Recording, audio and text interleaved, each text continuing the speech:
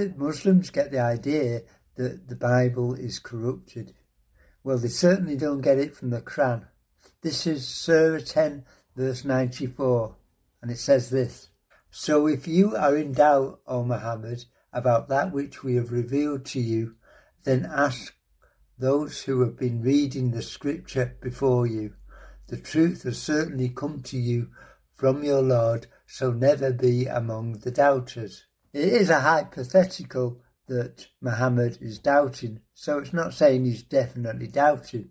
But Allah is saying to him, if he does doubt, go to the people who are reading the scripture before you. That's the Jews and Christians who have the Bible, the Old Testament, the New Testament, the Torah, the Psalms, the prophets, and in the New Testament, the Gospels and the epistles of the apostles who were witnesses to Jesus' life, death, crucifixion and resurrection. So Allah is telling them to go to them if he is in doubt. It doesn't matter whether he's in doubt or not. The point is that even though it says, "O Muhammad," it says so in brackets, which means it's not in the actual Arabic verse. So it could be anyone who is in doubt about the Islamic revelations can go to the people of the scripture to confirm those revelations.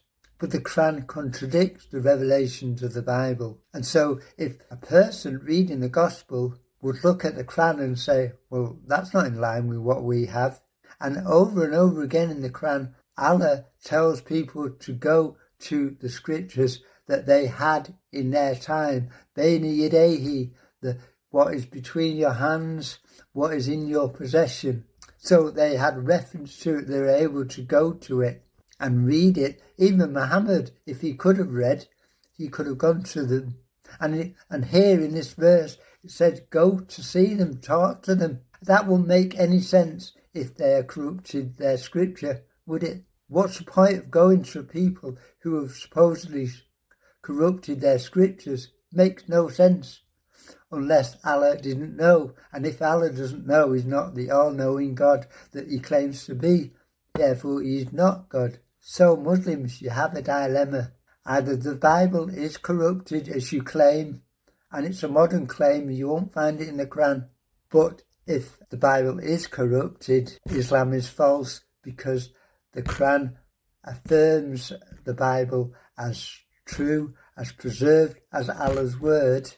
Or, if the Bible is not corrupted, Islam is still false because it contradicts the Bible, which it shouldn't do if it's already true and correct. So either way, Islam is false.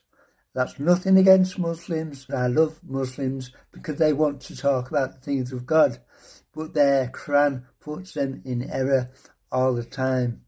The Quran never says that the Bible is corrupted in any shape or form. In fact, it continually affirms it as true.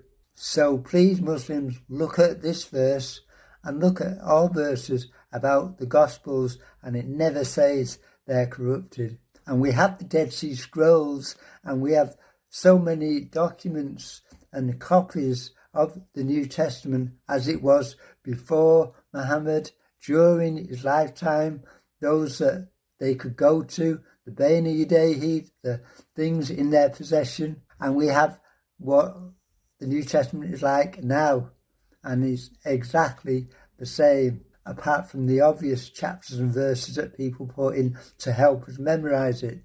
But the text is still there. Jesus is still the way, the truth and the life, 7 centuries before Muhammad came, denying his deity and his crucifixion. Thanks for watching. Don't forget to like, share, subscribe. See you soon. Bye.